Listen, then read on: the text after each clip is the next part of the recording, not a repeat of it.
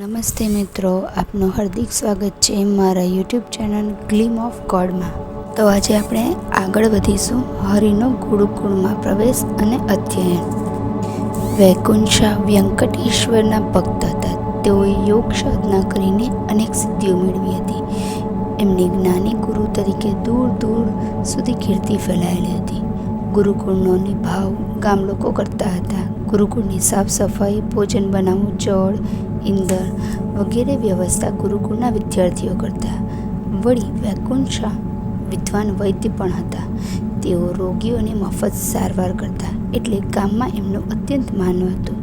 પહેલી દ્રષ્ટિએ જ ગુરુ શિષ્યમાં ગાઢ પ્રેમ બંધાઈ ગયો. હરિ ઘણા નાના હતા, એટલે ગુરુએ એને પોતાના ખંડમાં રાખ્યા. એમણે હરિને આશ્રમનું કોઈ પણ કામ સોંપ્યું ન હતું. બીજા શિષ્યો સાથે બેસીને તેઓ ભણતા. પછી ખંડમાં આવીને મોડી રાત સુધી ગુરુની આજ્ઞા લઈ વાંચતા રહેતા. થોડા જ સમયમાં એમણે વેદ, ઉપનિષદ, અન્ય શાસ્ત્રો, કર્મકાંડ, સંગીત વગેરેનો અભ્યાસ કરી લીધો. તેઓ એક જ વાર વાંચતા અને એમને એક ગ્રંથ કંઠસ્થ થઈ જતો. પછી તેઓ જ્યાં સમજાય નહીં તે ગુરુને પૂછતા. વૈકુંઠાને પણ હરિને ભણાવવામાં ઘણો આનંદ આવતો. ગુરુજી હરિને હવે આયુર્વેદનો અભ્યાસ કરાવી રહ્યા હતા. બીજા આયુર્વેદના વિદ્યાર્થીઓ સાથે વૈકુંઠા હરિને પણ જંગલમાં લઈ જતા અને ત્યાં ઉગેલી વનસ્પતિ અને જડીબુટ્ટીઓનું પ્રત્યક્ષ જ્ઞાન આપતા. ગુરુજી ઘણી ઔષધિઓ આશ્રમમાં બનાવતા અને આવશ્યકતા પડે ત્યારે ગામ લોકોને મફતમાં આપતા. હવે રાત્રે ગુરુજી હરિને યોગ સાધના પણ શીખવી રહ્યા હતા. એમણે ત્વરાથી યોગ સાધના શીખી લીધી.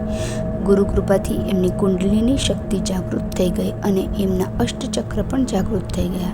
આટલો નાનો બાળક આટલું જલ્દી બધું જ જ્ઞાન મેળવી લે એનું ગુરુને અતિ આશ્ચર્ય હતું. તેમને સમજાઈ ગયું કે આ બાળક અવતારી પુરુષ છે. એનો જન્મ માનવ કલ્યાણ માટે જ થયો છે. જ્યારે જ્યારે ધર્મનો નાશ થાય છે અને અધર્મનું જોર વધી જાય છે ત્યારે પરમ તત્વ અવતાર ધારણ કરે છે. એવો જ અવતારી જીવ આ બાળક છે. પ્રત્યક્ષ રીતે હું એને જ્ઞાન આપું છું, પરંતુ એ જ્ઞાન એનામાં પહેલેથી જ છે. એનો મને સ્પષ્ટ ખ્યાલ આવે છે. આ બાળક માનવજાતનો ઉદ્ધાર કરવા જ જન્મ્યો છું. હું એના નિમિત્ત બની રહ્યો છું.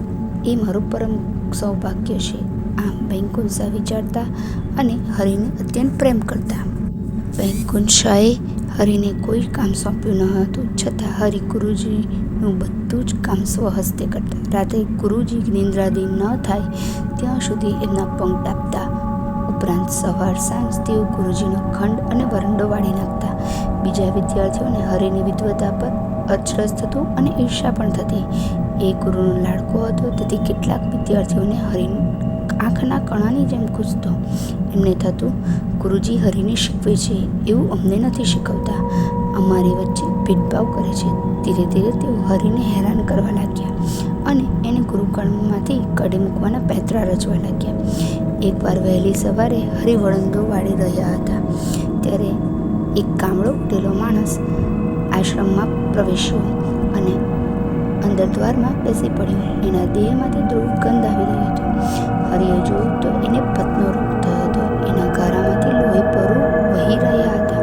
હરિ દોડતા બાજુમાં જંગલમાં ગયા અને પોટલું વાળીને વનસ્પતિ અને જડીબુટ્ટી લઈ આવ્યા. પછી બહાર ચૂલો સળગાવી એના પર માટીનો મોટો ગોળો મૂકી એને નાના પાત્રથી જળ રેડીને અડધો જળથી ભરી દીધો.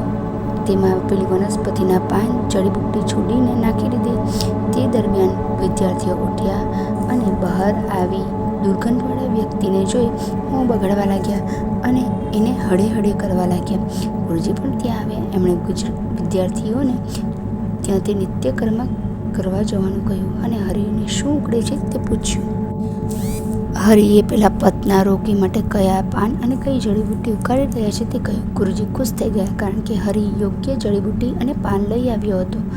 ઔષધિ તૈયાર થતાં ગુરુજીએ ગળો ઉતારીને બીજા પાત્રમાં ઠાલવી દીધો અને રોગીને એક ખૂણામાં લઈ ગયા. ત્યાં ગુરુ શિષ્ય બંને એ પતિયાના ઘા જડીબુટ્ટીવાળા પાણીથી ધોયા અને હરિએ એ ઘારા પર જ એ જડીબુટ્ટીનો લેપ બનાવી લગાડી દીધો. બીજા વિદ્યાર્થીઓ મોં બગાડી રહ્યા હતા એમને હરિની પ્રબળ ઈર્ષા થવા લાગી. બપોરે હરિ પેલા પત્યાનું ભોજન લાવી આપ્યું.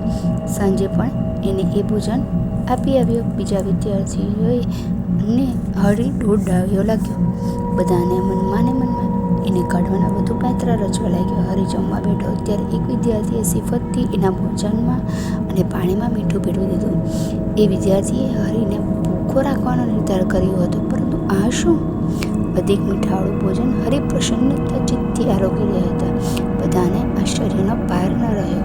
આમ હરિને હેરાન કરવાની એમની એક યોજના સફળ થતી નહોતી. હરિ તો પેલા પત્યાની સેવામાં લાગ્યા અને 4-5 દિવસમાં જ એને લોહી ભરવું કરતા બંધ થઈ ગયા. તે સાથે જ ગંદી વસ આવતી પણ બંધ થઈ ગઈ. પછી તો ઝડપથી એના ઘા રૂસાઈ ગયા અને ઘારા પર નવી ચામડી આવવા લાગી. રોગી તો ગુરુજી અને હરિને વારંવાર પગે લાગતા. હરિ કહેતા, કાકા, હું તો બાળક છું, આ બધું ગુરુની કૃપા છે. ઘા રૂજાઈ જતા ગુરુજીએ કહ્યું, ભાઈ, હવે તું નિરોગી બની ગયો છે. હવે તને પત રહ્યો નથી. હવે તું તારા ઘરે જા અને શક્ય થાય એટલી બીજાની મદદ કરજે. એથી તારા પર વ્યંકટેશ્વરની કૃપા ઉતરશે અને તું સુખી થશે. પત્યાની વિદાય સમયે આખા ગુરુકુળના વિદ્યાર્થીઓ ભેગા થયા હતા. પત્યાએ ગુરુજીને સાષ્ટાંગ પ્રણામ કર્યા. પછી બાળ હરિને પગે લાગવા લાગ્યો. ત્યારે હરિ પાછળ ખસતા બોલ્યા, અલ્લાહ માલિક, એમની રહેમથી તમે સારા થયા છો. કાકા, મને પગે ન લાગો. આ સાંભળતા ગુરુકુળના વિદ્યાર્થીઓ ચમકી ગયા. અરે, નામ હરિ છે, પણ આ તો મુસલમાન છે.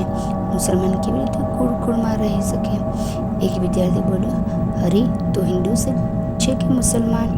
હરિ બોલ્યા, ભાઈ, હું તો હરિ છું, પણ આ કાકા મુસ્લિમ છે.